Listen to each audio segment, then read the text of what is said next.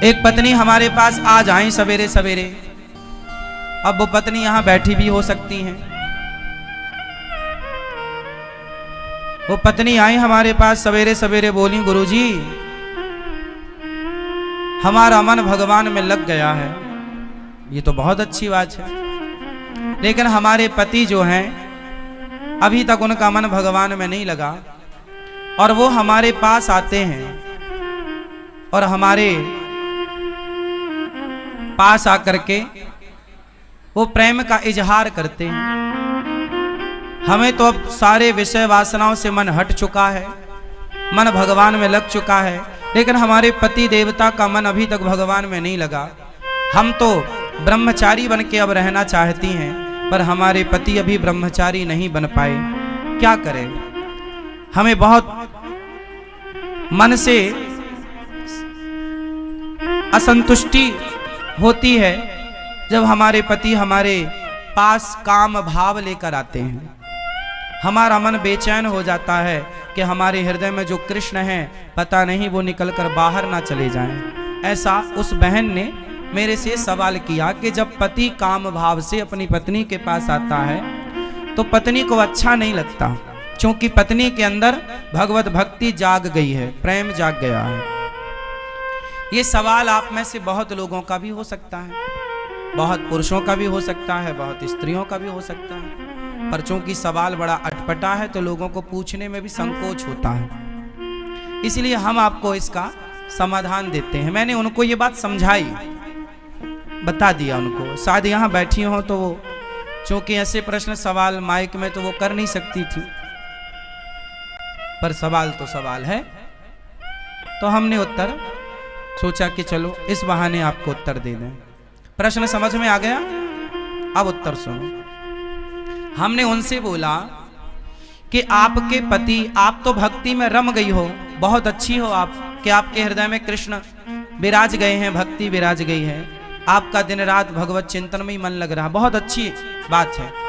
लेकिन जो आपके पति हैं अभी उनका मन विषयों में है, और यदि आपने भी इनकार कर दिया कि आप हमारे पास मत आओ तो आपके पति फिर पराई स्त्री के गामी हो जाएंगे, वो दूसरी स्त्रियों के पास जाने स्टार्ट कर देंगे, वैश्याओं का गमन करने लग जाएंगे, वैश्यागामी हो सकता है इसलिए तुम्हारा पति, इसलिए तुम्हारे अंदर तो कोई वासना है नहीं, लेकिन पति के अंदर यदि है तो पति पत्नी के पास ही तो जाएगा। यदि तुमने भी उसे हटा दिया अपने पास से तो वो वैश्यागामी, उसका चरित्र बिगड़ जाएगा, इसलिए तुम्हारा धर्म है। मीराबाई के साथ भी यही था, बिल्कुल सेम। मीरा का विवाह बचपन में कृष्ण से हो गया था, मान लिया था उन्होंने पति कि मेरे तो पति गिरधर गोपाल हैं, लेकिन फिर भी उनके माँ बाप ने जबरदस्ती उनका विवाह भोजराज से कर दिया, जो राणा के बेटे हैं। तो भोजराज राणा के साथ उनका विवाह हुआ। जब उनकी पहली रात आई मिलन की, मीराबाई को बिठाया गया एक कमरे में, सिर्फ दीपक का प्रकाश था, और जो कि रिवाज है घूंघट डाल के मीराबाई को बिठाया गया।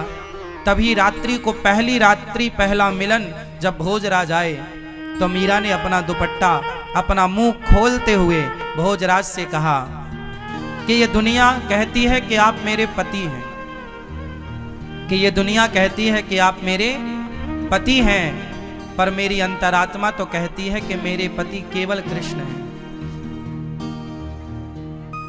लेकिन मेरे मन पर, मेरे प्राणों पर तो कृष्ण का अधिकार है, लेकिन आप व्यवहार जगत में मेरे पति बने हैं। सारी दुनिया तो यही मानती है कि आप मेरे पति हैं, कृष्ण मेरे पति हैं, ये तो केवल मैं जानती हूं। मेरे मन की बातें या मैं जानूं या वो जाने, आप तो नहीं जान पाओगे। तो मेरा मन, मेरे प्राणों पर, मेरे मन पर तो मेरे कृष्ण का अधिकार है, लेकिन आप यदि मुझे अपनी पत्नी मानते हैं तो आपके सामने मेरा शरीर है। यदि मेरे शरीर की भूख है आपको तो मेरे शरीर से आप अपनी भूख मिटा सकते हैं, मैं मना नहीं करूंगी, आप मेरे शरीर से अपनी भूख मिटा लीजिए, लेकिन मेरे मन पर, मेरे प्राणों पर तो मेरे गिरधर गोपाल का ही वश है, कब्जा है। तो इस बात से यह सिद्ध होता है कि यदि आपका पति कामुक है तो फिर आपका धर्म है कि आप अपने पति को भी धीरे धीरे सत्संग से जोड़ें, कथाओं से जोड़ें, धीरे धीरे उसके मन को भी बदलें और उसका साथ दें। आप यदि सोचेंगी कि मैं तो भक्ति में रमी हूं, अब मेरे पति जो मेरे साथ रमण करेंगे तो वो गलत है, वो गलत नहीं है। आपका धर्म है कि आप अपने पति को खुश रखें, प्रसन्न रखें, धीरे धीरे उसे भी सत्संग से जोड़कर। देखो, मन बदला जा सकता है, मन बदला जा सकता है। कैसे? सत्संग से। यदि स्त्री भक्ति करने लग गई और पति को छोड़कर चली गई तो तुम्हारा कल्याण होगा। तुम्हारा धर्म क्या है कि यदि तुम्हारे हृदय की शुद्धि हो गई है तो तुम अपने परिवार के सभी सदस्यों की, अपने पति की, अपने बच्चों की भी शुद्धि करो हृदय की, अपने भक्ति के प्रभाव से, अपने जप, अपने तप के प्रभाव से। यदि आप केवल भक्ति करने लग गई और भाग गई घर से कि अब जी तो मैं तो वृंदावन रहूंगी, मैं तो घर में नहीं रहूंगी, तो ये तो भागना हो जाएगा, ये तो रण छोड़ के भागना हो जाएगा। फिर आपका धाम में आकर के वास करना, अपने पति को छोड़कर, अपने बच्चों को छोड़कर, ये आपका धर्म नहीं है। धर्म तो ये है कि पति और बच्चों के साथ रहकर जो प्रेम आपके भीतर जागा है वही प्रेम पति और पुत्र के भीतर जागा कर उनका भी कल्याण कीजिए और उनका साथ दीजिए। और ये पति पत्नी का अधिकार होता है एक दूसरे के लिए। उस अधिकार से ना पत्नी वंचित करे पति को, ना पति वंचित करे पत्नी को। पति पत्नी दोनों आप खुश हैं, ये बहुत अच्छी बात है। ना तो पत्नी पर पुरुषगामी बने, ना तो पति पर स्त्रीगामी बने। यदि कोई पुरुष पर स्त्रीगामी है, याद रखिएगा, बहुत स्पष्टता से समझिएगा, यदि कोई पुरुष पर स्त्रीगामी है और कोई स्त्री पर पुरुषगामी है तो आप ही बताइए दोषी कौन है? उत्तर दो। यदि आपका पति पर स्त्रीगामी है, मीन्स पर स्त्री के पास रहता है, तो इसका जिम्मेदार कौन है? कौन? कौन? यदि पति पर पुरुषगामी है, पर स्त्रीगामी है, तो जिम्मेदार कौन है? और स्त्री यदि पर पुरुषगामी होगी तो जिम्मेदार कौन है? पति पत्नी ही जिम्मेदार है। इसलिए गृहस्थ जीवन में पत्नी का धर्म है। पत्नी को मोहिनी कहा जाता है। पत्नी को क्या बोला जाता है? भगवान नारायण ने 24 अवतारों में एक अवतार कौन सा लिया? मोहिनी अवतार। स्त्री, इसलिए हमारे भारत में श्रृंगार होता है। श्रृंगार किसका होता है? स्त्री का होता है, पुरुष का नहीं होता। स्त्री का ही श्रृंगार क्यों होता है? पुरुष का क्यों नहीं होता? 16 श्रृंगार स्त्री का है तो 8 संस्कार पुरुष को भी होते कि भाई तू भी कुछ लिपस्टिक लगा, तू भी कुछ तो कर। सारा श्रृंगार का स्त्रियों के पास है पूरा कार्य। पायल भी वही पहने, चूड़ी भी वही पहने, मंगलसूत्र भी वही पहने, बिछिया भी वही पहने, बिंदिया भी वही पहने, मांग भी वही भरे, काजल भी वही लगाएं। पुरुष के पास श्रृंगार नहीं है कुछ भी। हाँ या ना? बताओ, स्त्रियों को श्रृंगार क्यों दिया गया?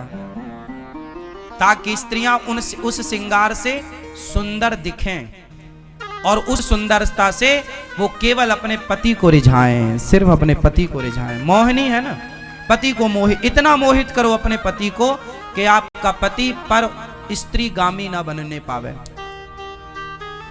यदि तुम्हारा पति पर स्त्रीगामी बन गया तो तुमने ठीक ठीक से श्रृंगार नहीं किया।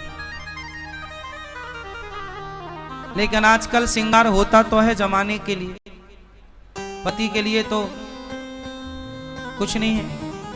इसलिए पड़ोसन को रोज, इसलिए जेठालाल दया को नहीं बबीता को ज्यादा देखता है। हाँ।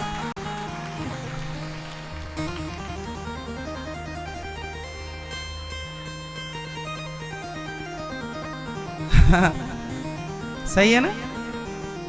तो स्त्री को कैसा होना चाहिए? पति के लिए मोहिनी होना चाहिए, जो अपने पति के मन को मोहित करती रहे। और आपने यदि मोहित नहीं किया तो आपकी पड़ोसन मोहित कर लेगी, और वो मोहित करेगी तो फिर आप रोती आओगी, गुरुजी हमारे पति का चक्कर है। समस्या सब तरफ से है। मोहित करो वो अच्छा है। ये मोहित है? कहां धर्म पत्नी आपकी? घर मोहित कर लेती है वो आपको? उन्हीं से मोहित हो ना। हाँ, या तो पत्नी से मोहित रहो, या पति से, या परमेश्वर से, तीसरा कोई नहीं। और पति पत्नी का भी एक टाइम है। पति और पत्नी भी साथ में तब तक आप रमण करो जब तक कि आपके बच्चे अभी छोटे हैं। जब बाप का जूता बेटे के पांव में फिट बैठने लग जाए और माँ की चप्पल बेटी के पांव में फिट बैठने लग जाए, तब से तुम दोनों पति पत्नी को भोगी बनकर नहीं, योगी बनकर रहना चाहिए। अब आप दोनों भी कंट्रोल करो धीरे धीरे, क्योंकि हमारा उद्देश्य विषयों का भोग नहीं है। हमने विवाह भोगों के लिए किया ही नहीं था, भोगों पर कंट्रोल करने के लिए विवाह, लगाम लगाने के लिए। लेकिन आज उल्टा होता है कि मन की चंचलता बढ़ती चली जाती है। अच्छा, ये सारे दोष इसलिए होते हैं क्योंकि सत्संग नहीं है। क्या नहीं है? सत्संग। और सत्संग ना होने से बिनु सत्संग विवेक ना होई, और राम कृपा बिनु सुलभ ना सोई। सत्संग की जरूरत है। सत्संग सुनेंगे तो दोनों, अच्छा सत्संग किससे सुनना चाहिए? पति पत्नी दोनों को, क्योंकि दोनों की समझ चाहिए। एक की समझ है पर दूसरे की नहीं है, तो एक गाड़ी साइकिल का एक पहिया पंचर है, और एक सही है तो भी साइकिल अपने लक्ष्य तक नहीं पहुंचेगी। दोनों पहिया बड़ा। पत्नी और पति दोनों को एक विचारधारा का होना चाहिए। किस विचारधारा का होना चाहिए? एक विचार। यदि दो विचार हो गए तो उन पति पत्नी में झगड़ा तब होता है जब विचार दो होते हैं। पत्नी का विचार कुछ और पति का विचार नहीं मिलने से पति पत्नी में क्या होता है? तलाक होता है, झगड़ा होता है। और विचार मिल गए तो फिर अर्धांगिनी होता है। हमारे यहाँ क्या होता है? अर्धांगिनी। हमारे यहाँ वाइफ नहीं होती, हस्बैंड नहीं होता। हमारे यहाँ धर्म पत्नी, और धर्म पत्नी है, ये हमारी अर्धांगिनी है। और ये हमारे परमेश्वर हैं, पति परमेश्वर।